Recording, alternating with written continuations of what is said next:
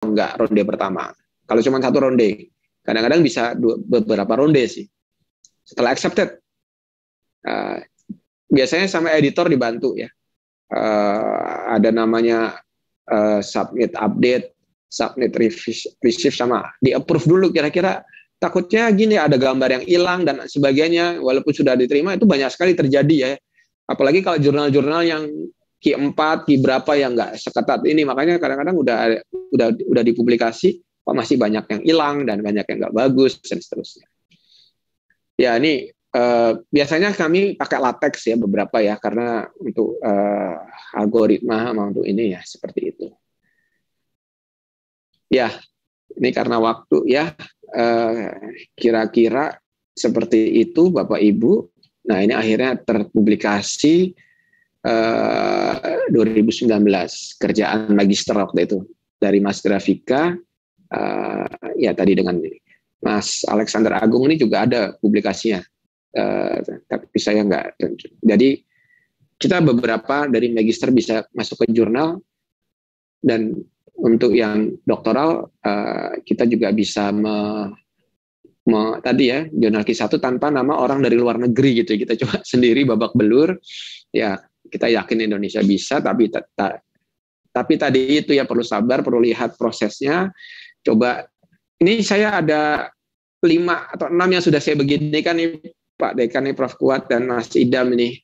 Nanti saya akan jadikan online, saya share lagi nih ini baru 1 ya. Yang IEEE akses saya ada 2 atau 3, saya juga exercise. Yang Elsevier saya juga exercise. Tahapan dari A sampai Z seperti ini. Karena juga bingung juga sih, sering diundang nulis ini. Nggak tahu nih kan, tadi kan dari A sampai Z, mudah-mudahan kebayang ya, walaupun nanti di bidang-bidangnya bisa, karena masing-masing bidang beda sih. Kadang-kadang kalau pertanyaan bidangnya beda, saya agak-agak ini ya, tapi harapannya adalah bisa di mapping ke bidangnya masing-masing, supaya nanti prosesnya kan kalau tidak salah ya mirip-mirip ya, walaupun mungkin ada perbedaan sedikit seperti itu. Ya mudah-mudahan share yang mungkin juga banyak kekurangannya dari kami, dari saya cukup sekian. Mudah-mudahan saya minta masukan sih sebenarnya nih, kira-kira kalau seperti ini kebayang nggak sih membuat paper gitu ya, kebayang nggak sih untuk meneliti gitu ya, nanti bisa di mapping ke bidangnya dan seterusnya. Demikian saya kembalikan ke Mas Moderator, Mas Idan. Terima kasih. Assalamualaikum warahmatullahi wabarakatuh. Waalaikumsalam warahmatullahi wabarakatuh. Terima kasih banyak Prof. Wisnu, luar biasa ini ya. Jadi kita beruntung ini mendapat framework terbaru ini dari Prof. Wisnu ya, dan yang saya terkesan memang dengan adanya framework seperti itu tuh kita harusnya tidak tersesat ya Prof. Artinya kita jadi tahu nih sekarang ini ada di stage yang mana dan apa yang harus dilakukan kan berikutnya gitu. Sehingga ini sangat menarik dan saya yakin banyak yang bertanya lah ini Pak Dekan sudah bertanya. Bagi yang mau bertanya berikutnya, ya nanti mohon raise hand dan mengaktifkan kamera. Baik, kesempatan pertama kembali ke Prof. Kuat, kami persilakan ini diskusi antar profesor ini. Oke, terima kasih Mas Idam, Pak Wisnu, luar biasa, runtut, malah detail sekali gitu ya. Saya malah tadinya nggak bayangkan sampai sedetail itu. Gitu. Nah, mungkin sedikit menambahkan untuk teman-teman semua ya. Kalau tadi yang disampaikan Prof. Wisnu itu kan lebih ke ilmu komputer gitu ya. Nah, ada saya amati itu, ada banyak kesalahan dari kawan-kawan yang diinstrumentasi. Nah, ini instrumentasi. Menganggap kalau membuat alat itu langsung bisa dipublikasi, nggak bisa. Jadi kalau kita membuat alat itu betul-betul harus diuji. Seperti yang Prof. Wisnu sampaikan tadi, kalau kita ngembangin algoritma atau membangun model, harus diuji kan gitu. Jadi tahapnya itu masih beberapa langkah lagi gitu. Sehingga bagi teman-teman yang main di instrumentasi, membuat alat walaupun udah sangat canggih gitu ya, pakai sensor, pakai macam-macam yang sudah canggih, nggak bisa dipublikasi gitu. Kecuali alat tadi itu, prototip tadi itu diuji sampai ketemu ya biasa nanti akurasi, presisi, kemudian juga parameter yang lain, stability, ya sama lah gitu ya. Jadi itu saya ingin menegaskan itu. Jadi yang sampaikan Prof. Wisnu tadi sudah sangat lengkap dan tinggal dimodifikasi aja kalau software dari mengembangkan algoritma baru atau mengembangkan teknis baru, ya diuji gitu ya. Kalau ini sama, mengembangkan prototip alat, ya diuji. Baru kemudian kita cerita mengenai performa dari alat yang kita kembangkan itu. Kira-kira ini tambahan saya seperti itu. Jadi mudah-mudahan alur tadi itu bisa sangat mudah diikuti dari Prof. Wisnu tadi. Nah, saya kira clear sekali ya. Jadi termasuk teman dari geofisika, mengapa papernya nggak muncul-muncul ya? Karena masih berpikir bikin alat publikasi, nggak bisa bikin alat paten, nah gitu ya. Tapi kalau mau publikasi harus diuji, jadi itu bedanya. Ini informasi aja Prof. Wisnu, alhamdulillah yang genus itu ini ada 2 paper, yang satu sudah terbit, yang satu accepted, yang satu di jurnal Artificial Intelligence in Medicine, impact faktornya ya 5,3. Yang satu accepted, Prof, ini di jurnal Digital Medicine, impact faktornya 11,6. Saya senang sekali. Luar biasa. Artinya, dulu waktu kita diskusi itu, bisa kalau kita bikin alat itu, atau bikin sistem di dalam negeri itu bisa dipublikasi.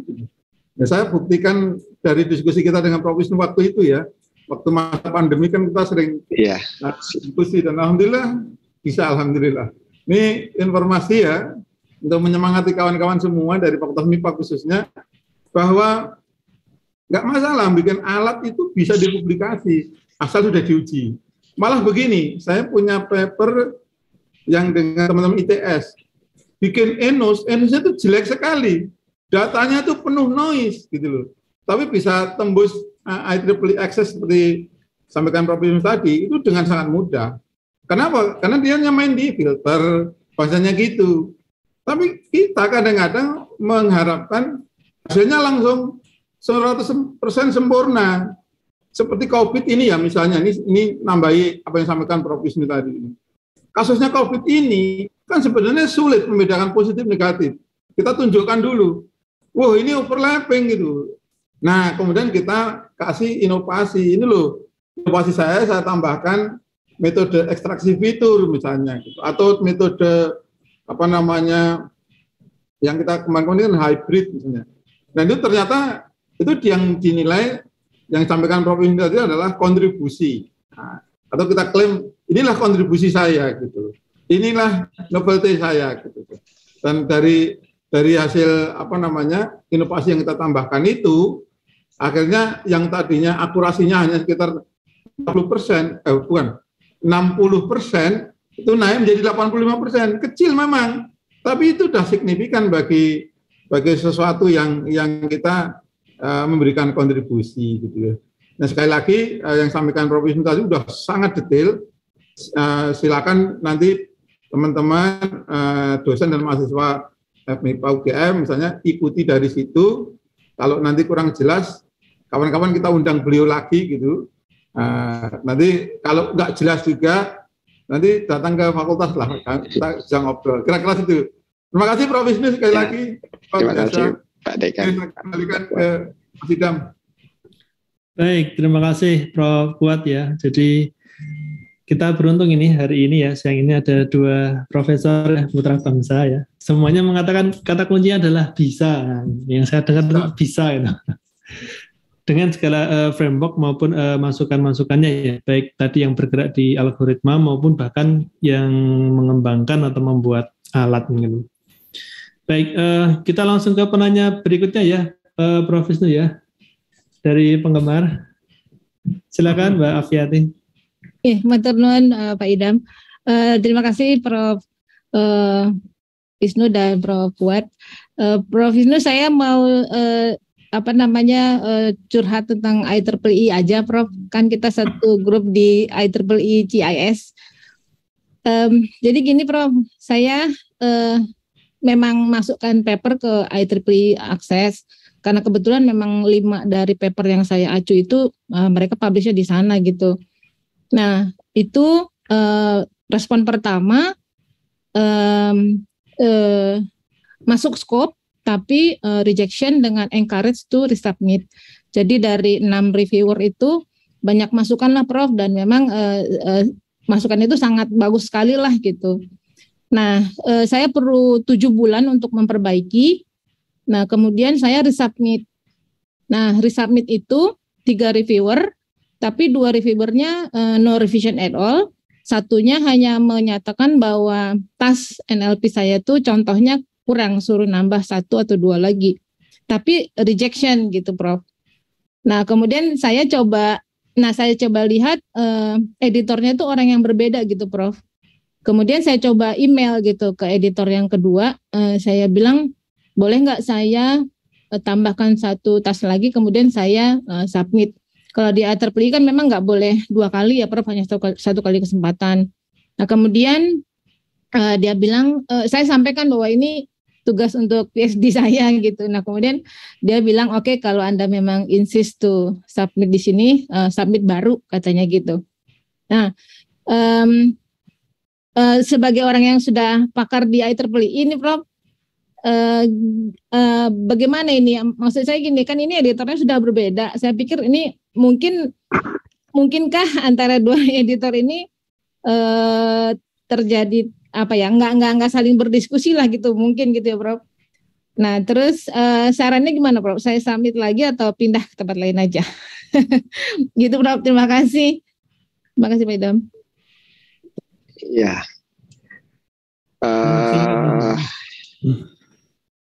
Memang apa ya, kalau submit paper tadi, kalau memang jadi gini Bu, IEEE Access itu juga ada sih yang selevel apa ya, mungkin yang open access ya di Elsevier dan sebagainya. Memang kalau si review, biasanya editor tuh biasanya berkomunikasi sih kalau editor ya. Dan biasanya kalau editor itu bilangnya, kita biasanya di database-nya ada lengkap gitu ya Mas, supaya kita nggak 2 kali mereview atau 3 kali mereview gitu ya, apa namanya, effort yang sebelum-sebelumnya di retrieve seperti itu. Sama editornya itu kadang-kadang ya, kalau dia editor kan bisa beda-beda ya kadang-kadang untung-untungan juga sih Bu. Kalau saya juga pernah juga udah ronde ketiga ditolak juga gitu, tapi di Elsevier waktu itu, di applied soft computing ya waktu itu ya. Nah saran saya kemarin waktu lagi direvisi sudah semuanya. Sudah Prof. Semuanya. 6 reviewer sekitar 23 item yang saya perbaiki. Dan itu cukup total gitu. Terus yang ronde kedua dibilang nggak ini juga belum. Tidak, yang 2 reviewer. Jadi ronde kedua itu 3 reviewer, 2 tuh no revision at all, jadi minor tanpa ada revisi apapun. Tapi yang 1 rejection. Nah, namun si editornya yang mengatakan bahwa ini kemudian di reject gitu, Prof. Dan orangnya berbeda, itu yang maksud saya, yang saya agak gimana gitu. Wah, ini berbeda gitu. Saran saya sih memang editor adalah yang megang ini sih ya. Dan kadang-kadang subjektif Bu, jadi nggak apa-apa, pilih tempat lain juga nggak apa-apa ya, kan nggak mesti di IEEE Access juga kan ada beberapa yang juga banyak ya, yang cepat dan sebagainya. Saran saya kalau memang sudah 2-3 kali nggak apa-apa sih, apalagi kalau sudah di apa ya, di review dan diselesaikan sesuai dengan hasil review, ternyata editor masih belum puas ya. Itu hal yang lumrah di mana-mana. Ya cari jalan lain aja karena kesempatan masih banyak sih. Itu mungkin Bu. Pengalaman mungkin saya nggak tahu kalau Prof kuat. Kalau saya sendiri sering di reject terus ya sudahlah, kalau memang mau lebih tinggi mau lebih apa, tapi kadang-kadang tergantung kita, kalau mau kelulusan mungkin dicari yang lebih cepat gitu ya. Tapi kalau memang untuk gengsi atau untuk kepengen banget gitu ya, saya di sini gitu ya untuk hibah apa, kan kadang-kadang waktu itu saya kan ada nih yang dapat hibah world class profesor ya nih, harus Q1 yang mau nggak mau cari ya, makanya sampai sekarang ya tergantung kebutuhan sih, dan ditolak diterima. Oh ya satu lagi tadi belum nih, banyak doanya juga harus banyak Bu. Jadi Siap Prof, siap insyaallah. ya kadang-kadang saya dulu ada dua, satu di review pertama major revision, yang kedua minor revision. Pas ronde kedua yang minor revision malah reject, yang major revision malah accepted. Ya gitu kadang-kadang ya, nggak apa-apa juga, tapi kita mencoba sih seperti itu. Tapi kalau kita sudah mengikuti dengan baik, saya rasa nggak ada masalah sih seperti itu. Demikian Bu, mudah-mudahan tetap semangat ya. Ya, Siap Prof, Fuad yang memberikan terima semangat kasih ya. Prof. Seperti itu. Menambahkan dikit. Jadi Ya. di paper kami yang tadi saya sampaikan tadi itu rebuttal menjawab reviewer itu tidak termasuk papernya loh. Itu sampai 42 halaman. Jadi jangan khawatir.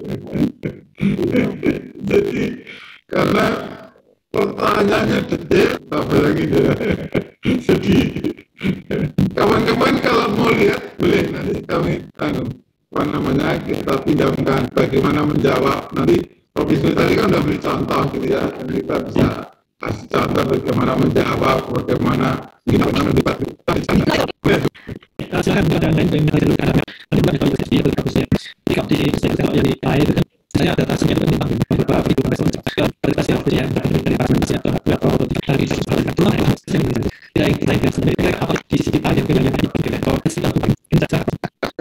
saya bisa bikin sesi apa yang nggak nanti. Jadi itu waktu itu saya proses kan masih itu. Saya dia mau survei. Kita isi siapa bantu siapa kalau orang dari situ karena boleh tahu akan mau ada dan itu saya dapat yang kali akhirnya harus sebagai dan yang lebih sudah apa pasti saya bilang begitu. Saya kasih dalam itu ya bahwa buat teman itu kita naik dan sebagainya. Biasanya kita sendiri robot ini saya jadi karena saya dia jadi bikin soal juga ada barang apa namanya ini soal juga ada yang jalan di robot itu semua robot harus dan sebenarnya kalau saya saya ini di warna ini original tapi tidak bisa menjual tipe ya saat kita bisa mendapatkan berarti dia akan drone robot ini udah banyak sekali di software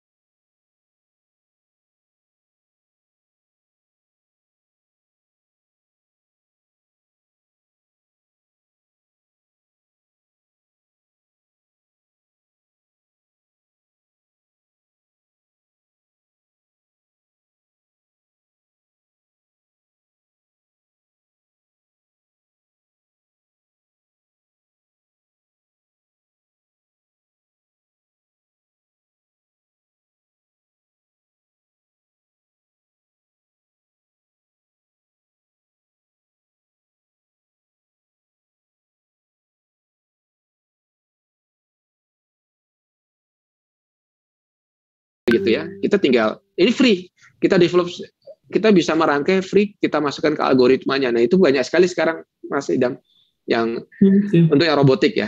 Dan selama COVID ini saya ngajar robotik akhirnya ke simulator jadinya. Nah ini contoh simulator seperti ini. Ini bisa jadi, ini jurnalnya masih banyak nih karena setiap strategi jadi baru, ya kan? Dan hebatnya kita kalau kita bisa bikin simulator environment sendiri, jualannya jadi banyak. Ini kita bikin sendiri nih. Ini ada keahlian khusus sih, makanya kita perlu skill untuk buat keahlian seperti ini. Itu salah satu contoh aja ya. Ya, ini turunan jurnalnya lumayan banyak nih, bisa beberapa seperti itu. Iya ya, bagus juga ya. Artinya kan kalau simulatornya kita kembangin sendiri kan pasti novelty itu. Iya. Artinya yang kita kembangkan di situ. Tapi tadi harus pengujian dan sebagainya, konsep-konsep pengujian sama memimik. Nih kebetulan kalau software simulator yang ada tuh seperti apa namanya, gaya gesek, kinematik, dinamiknya sudah ada library-nya. Nah itu kita tinggal pakai seperti itu. Jadi memang sekarang canggih sih untuk yang gitu-gitu. Nah kita kalau bisa ngikutin perkembangan yang seperti itu untuk bisa kita publikasi, itu sangat membantu. Demikian mungkin Mas Idam. Ini contoh waktu lagi ya akhirnya kita harus belajar juga. Simulator tuh banyak banget ya. Yang bayar juga banyak, yang gratis juga banyak. Yang bayar lebih canggih lagi, lebih cepat lagi, software-nya lebih bagus dan sebagainya. Ya. Artinya selalu ada jalan ya, Prof ya. Selalu ada jalan bikin robot terbang, terus ada apa? Ya tapi tadi kalau kita punya background yang lumayan, coba kita otak-atik, kita bikin simulator sendiri. Saya beberapa bikin simulator sendiri dan bisa tembus ya. Karena tadi satu robot drone harganya 30 juta, sekali jatuh bangkrut kita, gitu kan. Nah, akhirnya kita kan dana riset juga nggak banyak banget ya, kita harus bisa bermain di di sisi yang lainnya seperti itu. Dan strategis juga kan, artinya buat satu itu tidak cuma sekali pakai kan, nanti bisa justru berkembang kan.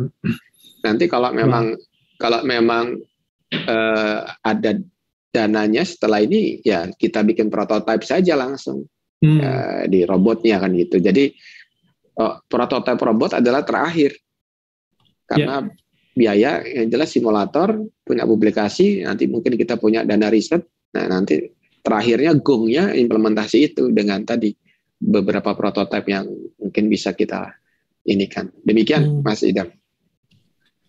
Baik, Prof Wisnu, luar biasa nih ya, menarik nanti bisa dikembangkan. Bisa kerjasama juga nanti, Prof. Ya. Baik, berikutnya ini ada pertanyaan lewat chat, Prof Wisnu, dari Mbak Widyasari ya. Assalamualaikum warahmatullahi wabarakatuh, Prof Wisnu Jatmiko. Terima kasih atas pemaparannya. Saya ingin bertanya terkait cover letter untuk submission.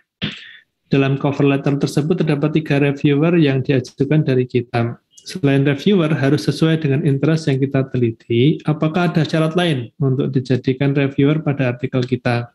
Dan apakah benar kalau untuk reviewer ketiga itu haruslah penulis yang tulisannya kita citasi lebih banyak? Terima kasih, Prof. Ada di kolom chat, Prof. Oh ya.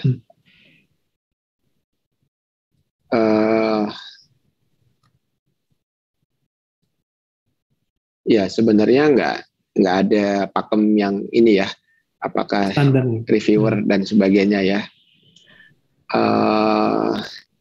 Tapi memang kadang-kadang gini sih, kalau kita mau agak mudah, salah satunya kita bisa lihat editor sama reviewernya itu siapa aja. Nah, nanti editor sama reviewernya paper-papernya biasanya kan kita akan direview sama yang satu bidang. Yang jelas pasti reviewer tuh punya paper. Nah, kita memberikan itu dan sama saya kasih paper sama kira-kira review apa itu begitu ya, tidak ada apa namanya karena disuruh dari tadi juga ada bukan biasa jadi kalau sampai seperti itu. Nah, itu biasanya. Ya, jadi memang caranya buat cuma gitu sudah seperti itu ya, dan apa yang ada itu sama ya bagaimana biasanya saya ini apa tidak ya jadi saya itu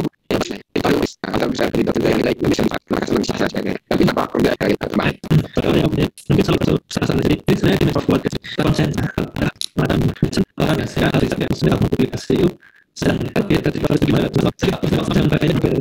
nah ini gimana ini ada satu yang supaya ya tadi ada produktivitas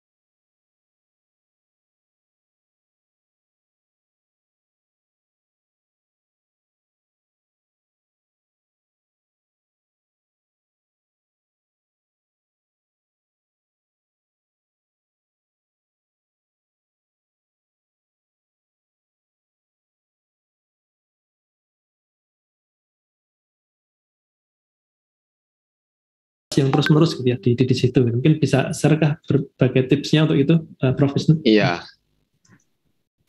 Ya, satu lagi memang namanya dosen peneliti gitu ya, kan memang salah satu produknya.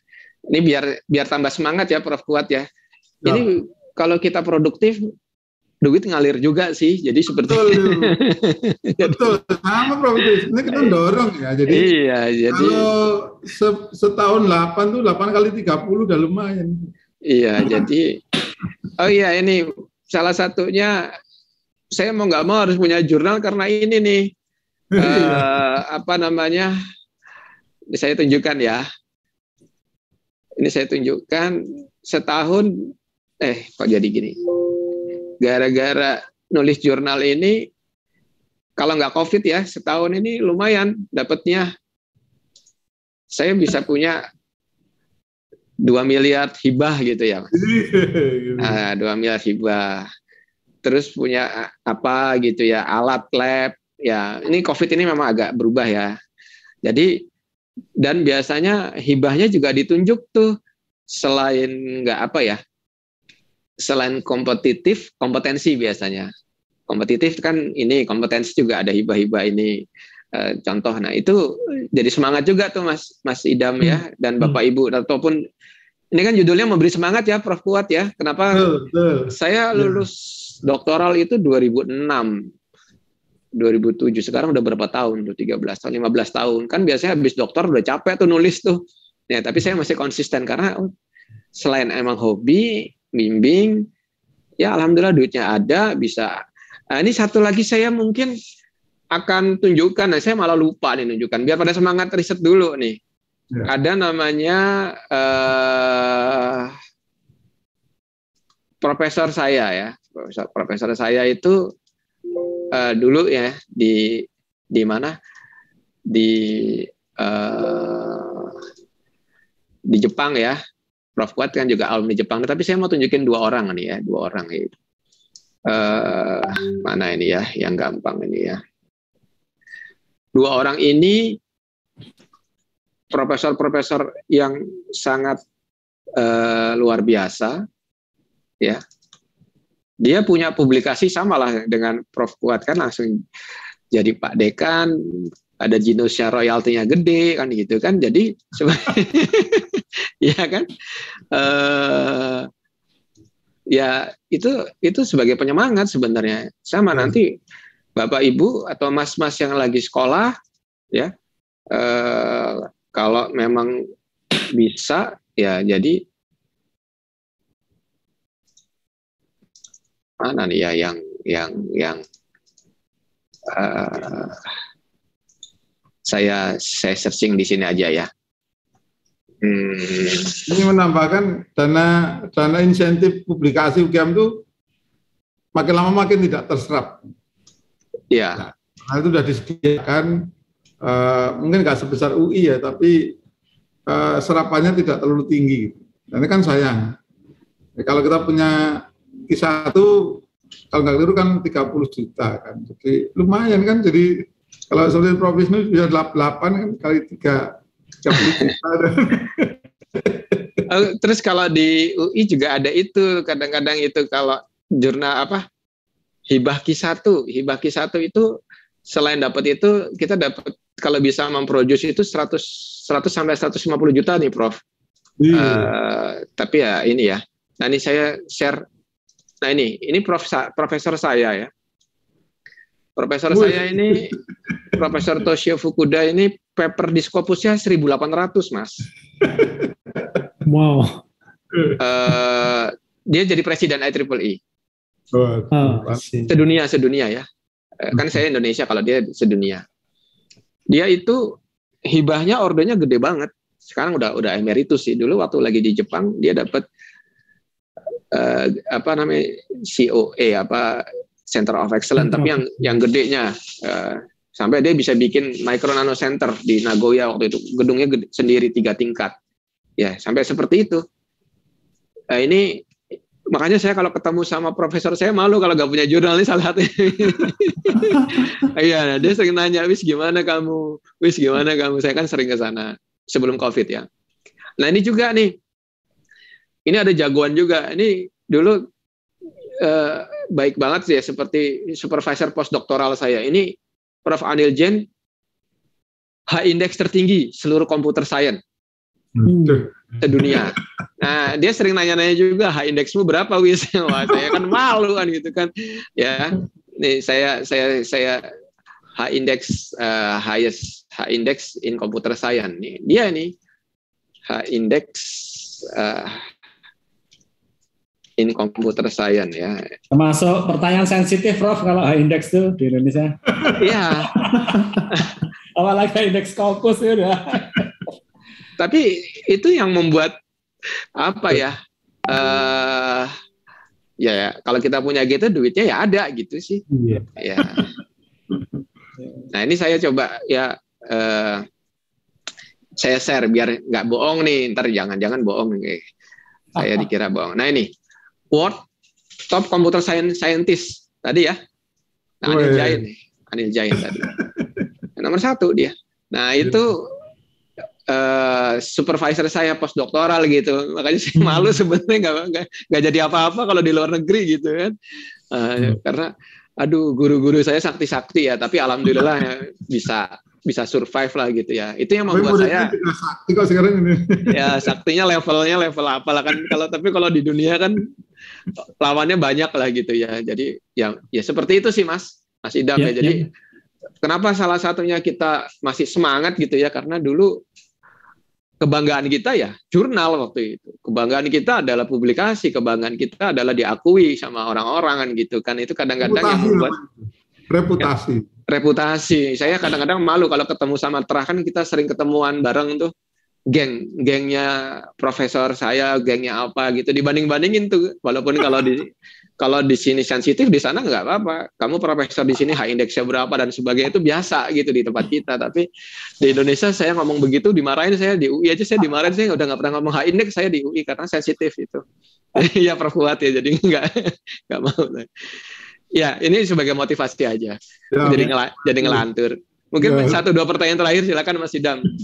Ya, ada satu mungkin ya, yang terakhir ya, Dr. Riyad ini dari sebulan Q1 juga ini. Silakan Mas Riyad. Terima kasih Pak Idam. Halo mute, lagi Mute Mas Riyad mikrofonnya. Sudah ya Pak ya? Ya, sudah. Ya, terima kasih. Mohon maaf saya tadi joinnya agak terlambat, sudah jam 2 lewat. Dalam 3 hari ini tidak bisa. Ini karena rencana saya yang kalian dari sangat ya yang harus kita komunikasikan ke atas karena seorang masih ya karena ada saya ya dulu saya ngalamin jadi saya agak jadi cerita soal yang itu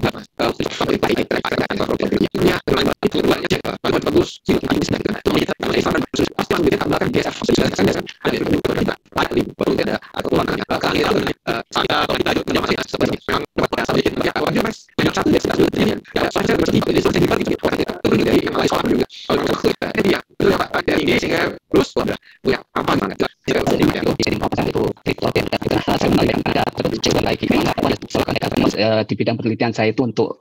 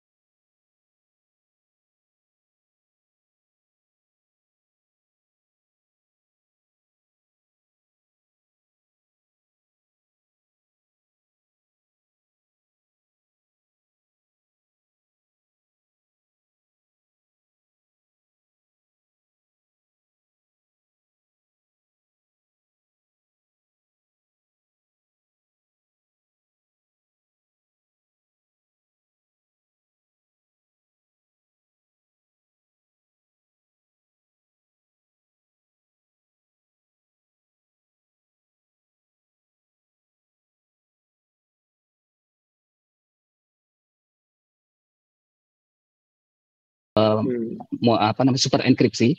Saya menggabungkan dua enkripsi yang sebenarnya enkripsi sederhana, namun tim reviewer di PIRG itu menemukan masing-masing dari metode A dan B itu mempunyai kelemahan yang sudah dibahas di sekitar tahun 2010. Dan saya diminta untuk bisa membuktikan gabungan dari metode tersebut bisa mengantisipasi kelemahan dari kedua metode tersebut. Jadi saya diberikan dua paper jurnal yang masing-masing menyampaikan kelemahan dari metode A dan B, katakanlah seperti itu, Prof.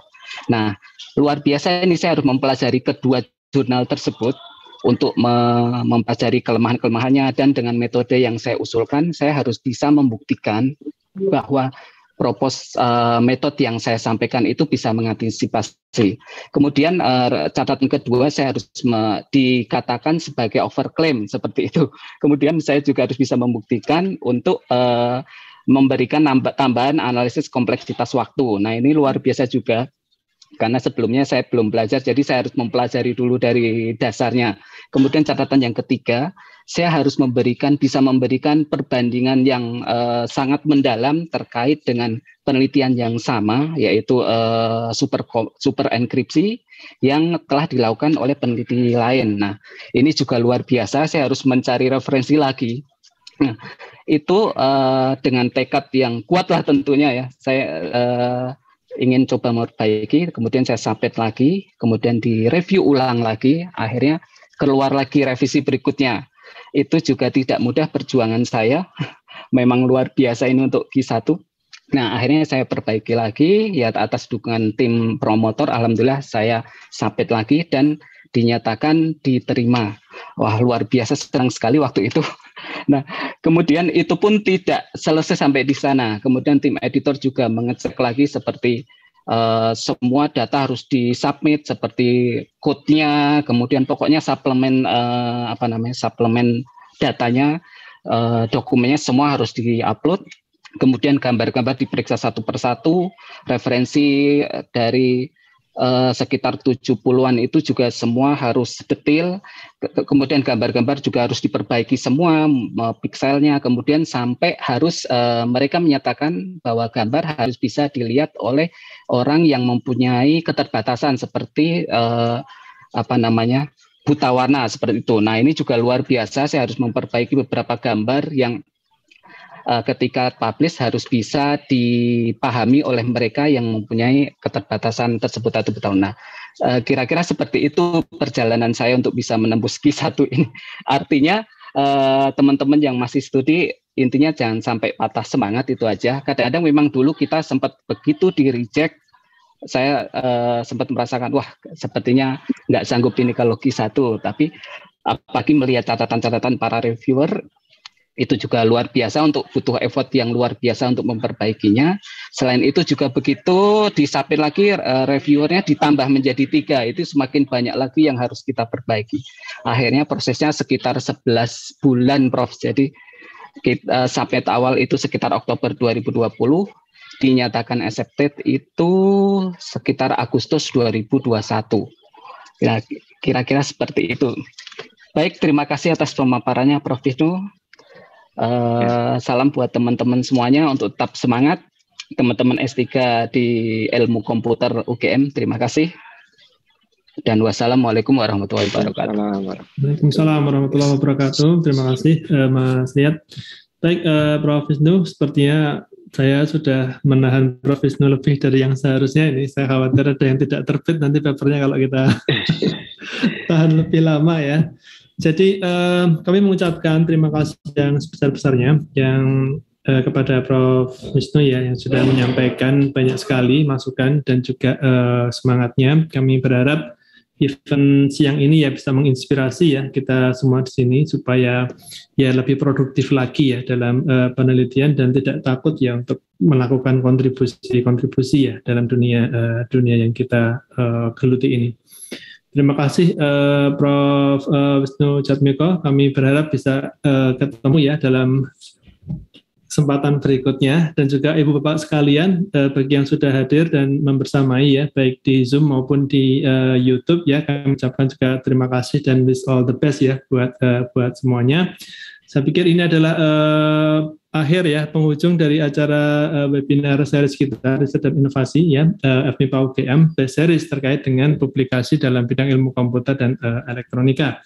Saya Idam Mananta, kalau ada pernyataan yang tidak berkenan mohon dimaafkan. Terima kasih atas perhatiannya. Assalamualaikum warahmatullahi wabarakatuh. Waalaikumsalam. Waalaikumsalam warahmatullahi wabarakatuh. Pak Wisnu. Waalaikumsalam warahmatullahi wabarakatuh. Terima kasih. Pak Ibu dosen, Pak moderator, tetap semangat. Salam sehat selalu. Ya. Amin, amin. Saya mohon pamit. Sampai ketemu lagi. Assalamualaikum warahmatullahi wabarakatuh. Waalaikumsalam. Semangat Pak